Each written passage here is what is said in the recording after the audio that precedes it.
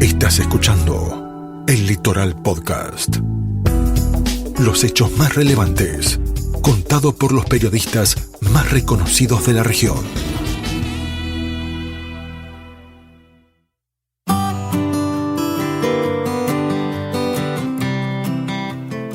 Sentarse a tomar unos mates frente al río es uno de los placeres de esta vida, al menos para mí, obviamente. Es algo que se puede hacer sin la mayor necesidad que un poco de yerba, un mate, una bombilla. Por estos rincones del mundo, más precisamente en la ciudad de Santa Fe, donde abunda la orilla, el río, el paisaje costero es algo habitual. Pero a veces ocurre que cuando vamos a la orilla, ese hermoso paisaje verde y marrón desentona con algunos colores chillones, podríamos decir, colores que hacen ruido en la armonía del entorno. Así es como, al caminar sobre la arena húmeda, junto al rumor del río, comienzan a aparecer sobres de plástico, envoltorios, botellas, chapas, tapitas, en fin, un sinfín de basura que nosotros mismos tiramos al río. El ser humano es víctima y victimario de esa contaminación medioambiental. Es como disparar un tiro al aire y que te caiga el tiro en el medio de la cabeza. Si queremos utilizar una metáfora un poco cruel, ¿no? Pero más cruel es ver deteriorarse día a día nuestro hábitat, ver cómo ese majestuoso paisaje transmuta en un penoso espejo de decadencia humana. Un grupo de investigadores locales viene advirtiendo desde hace años sobre la alarmante contaminación de residuos plásticos en la laguna Setúbal, como también en todo el curso del río Paraná. Por eso, hoy en este ciclo de podcast denominado La Orilla Brava, que conduce quien les habla, Nicolás Loyarte, en el litoral, nos acompaña uno de los investigadores, el biólogo Martín Blättler. Bienvenido, Martín, gracias por ayudarnos a ver abajo del agua. La primera pregunta que te quiero hacer es que nos cuentes qué es lo que no podemos ver y hay abajo del agua, más allá de la arena, los sedimentos y los peces. Hola Nicolás, muchas gracias por la introducción. En primera instancia, sí, efectivamente se ve apagado, si se quiere, la riqueza de nuestro paisaje, justamente con un deterioro notable a raíz de la concentración cada vez más elevada de plásticos y otros tipos de residuos de origen antrópico. En este sentido, la bajante natural, dicho sea de paso, una bajante natural dentro de los parámetros naturales, aunque sí históricos es cierto, pero dentro de los parámetros naturales, en la que estamos atravesando hoy día, nos permite ver, nos permite reflejar los grandes problemas que están y que de alguna manera decidimos mirar a otro lado y no abordarlos en la debida forma.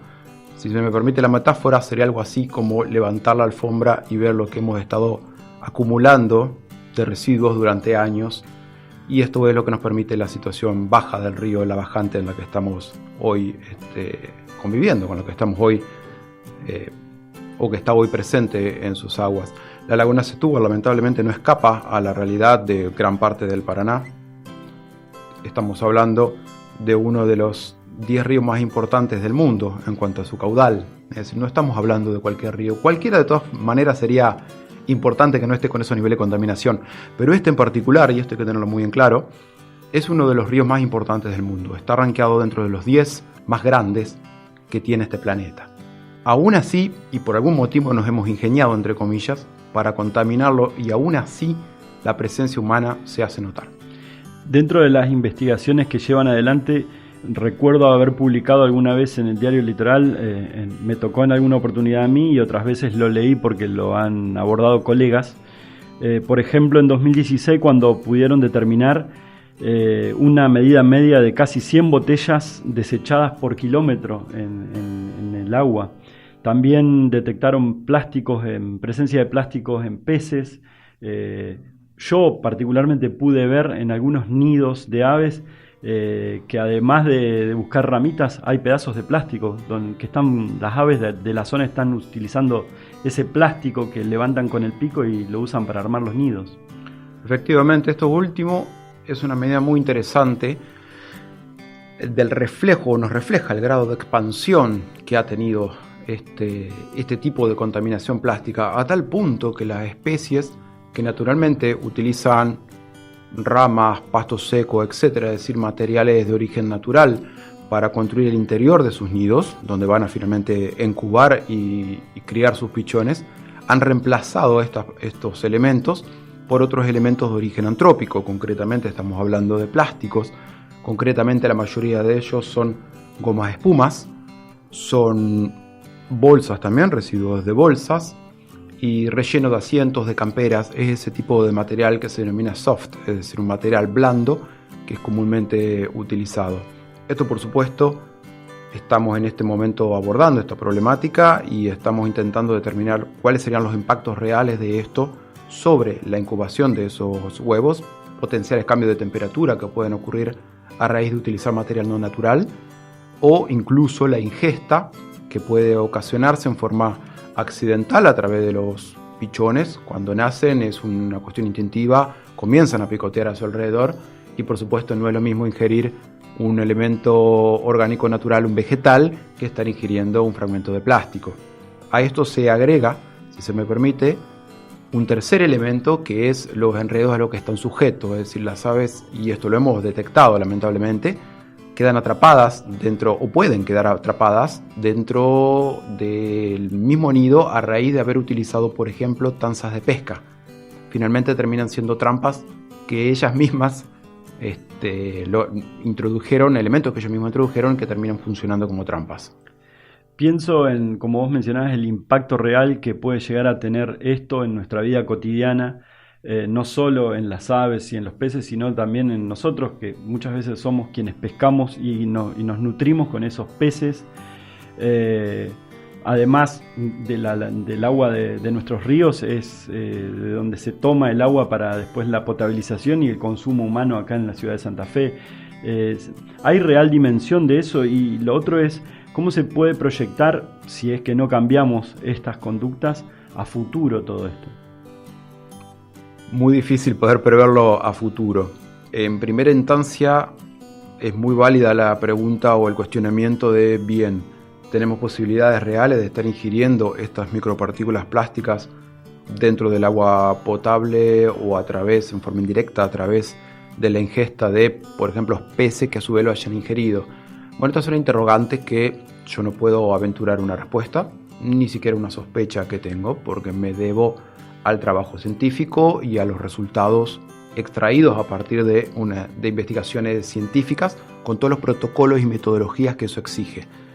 Pero sí me parece sumamente interesante abrir este tipo de preguntas, este tipo de debates, sobre todo para que se sumen algunos otros colegas, quizás dentro de otras áreas, no solamente dentro de la biología, podría ser dentro de las ciencias médicas, etcétera, que tengan interés en esta temática, y por supuesto sería muy interesante establecer colaboraciones entre nosotros.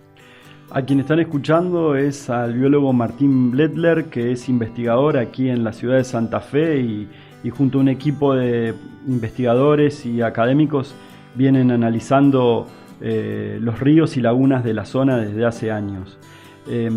También me pregunto qué es lo que se puede hacer para revertir esto en cuanto a lo que es la responsabilidad institucional, gubernamental. Por ejemplo, ¿qué grado de responsabilidad puede tener para el cuidado del medio ambiente el municipio, el gobierno provincial y nosotros mismos como ciudadanos? Podría intentar sintetizar la respuesta del siguiente modo, visualizando 4 aspectos fundamentales, 4 pilares de potenciales soluciones, y uno, el que pondría delante de todo o el que le daría mayor jerarquización, es por supuesto la educación. Eso sin duda es un factor importantísimo. Sin embargo, es un término muy amplio, es un término muy difícil de concretar o focalizar en cuanto a lo responsable. Es decir, educación necesitamos todo, no hay duda alguna de esto. La educación es un factor clave para remediar este tipo de situaciones. Sin embargo, insisto, es difícil a veces en lo concreto señalar responsables cuando es un factor tan importante o tan holístico, si se quiere, como la educación. En ese sentido podemos sí afinar un poquito más el lápiz y pasar a los otros pilares. Uno de ellos es la responsabilidad empresarial. No olvidemos aquí que la mayoría de los plásticos que estamos encontrando, me atrevería a decir que todos los que estamos encontrando, son productos comerciales. Si es un producto comercial, hay una empresa atrás produciéndolo. Esa empresa tiene una responsabilidad, no solo por el producto, sino por el contenedor que utiliza para manufacturar, para vender su producto. La bolsita, la botella, la tapita, etc. Exacto. A eso mismo me estoy refiriendo. Entonces, la responsabilidad empresarial aquí es clave. ¿Puede realmente una empresa, imaginemos una empresa, una mega empresa, Coca-Cola, Nestlé, etcétera, pueden realmente tener la libertad de elegir qué envase quieren utilizar sin medir las consecuencias de ese uso? Es un interrogante que queda abierto. Por supuesto, no soy tan ingenuo para creer que esto le puede resultar como una especie de advertencia a una empresa de esa naturaleza. Pero creo que sí, como ciudadanos, tenemos que ver que eso también involucra a las empresas en forma directa. Por otro lado está la propia responsabilidad de los ciudadanos, el segundo pilar, si se quiere. Vistos en este caso como consumidores también, que somos quienes compramos esos productos y que por un lado elegimos comprar esos productos y por otro lado es lo que hacemos con los desechos, con esos envases cuando los terminamos de consumir. Exactamente a eso me refiero. También tenemos una responsabilidad en ese aspecto. Sin embargo, hay que también aclarar lo que en definitiva todos sabemos. Uno va a un supermercado y es extremadamente difícil poder hacer una compra, si se quiere, sustentable o si se quiere racional, porque simplemente no hay mucha elección. Si hasta las frutas ya las envuelven en un film, hasta esos extremos se ha llegado. Entonces realmente uno está de alguna manera acorralado. Yo mismo lo he intentado sin éxito, absolutamente sin éxito. Sin embargo, bueno, hay ciertas medidas como intentar minimizar el consumo de plásticos o de envoltorios plásticos innecesarios, por ejemplo, botellas de bebidas, etc. Y el último pilar que a mí me parece sumamente importante es la responsabilidad de los distintos municipios en el tratamiento de los residuos sólidos urbanos, es decir, la gestión de estos residuos.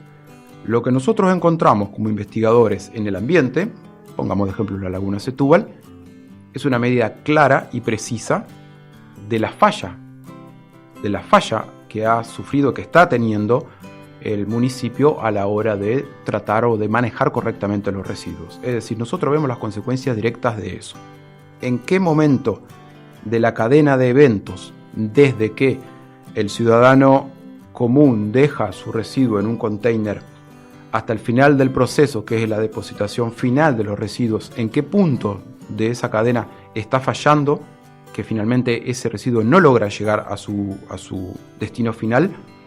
No lo sabemos exactamente, pero no es trascendente en el punto, o si se quiere pensándolo desde que la falla existe. En alguna parte de esa cadena no está funcionando bien.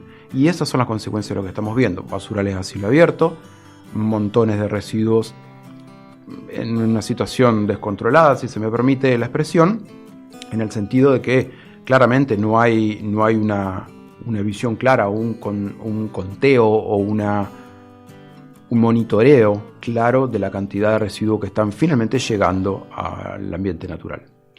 Te pido un mensaje final para quienes te están escuchando y dicen, a ver, ¿qué puedo hacer con mi vida para modificar esto, para tratar de contribuir a cuidar el medio ambiente, que en definitiva es cuidar mi vida? Que, como dije hoy, que la bala que tiro al aire no me caiga en la cabeza. Bueno, es extremadamente difícil. Voy a intentar aventurarlo del siguiente modo. De algún modo, por supuesto, nosotros tenemos que concientizarnos de esta situación, saber que si bien es difícil revertirla, de ningún modo es imposible, saber que estamos de alguna manera tirando, al menos un grupo, aunque reconozco que es minoritario, pero de algún modo tirando a intentar encontrar soluciones en este aspecto. Sin embargo, este tipo de soluciones son necesariamente multi-escena, es decir, se necesita de múltiples actores que estemos más o menos acoplados o más o menos unificados bajo una misma idea o un mismo objetivo. Es, insisto, una tarea difícil desde que hay intereses distintos. Pienso en las empresas, pienso en los municipios. Sin embargo, creo que es hora de abordar esta problemática así e intentar al menos minimizar los efectos que se tienen o al menos reducir las concentraciones de lo que estamos encontrando, sea por consumo, en cuanto a la reducción del consumo de envases plásticos, o sea por una mejor gestión de parte del municipio.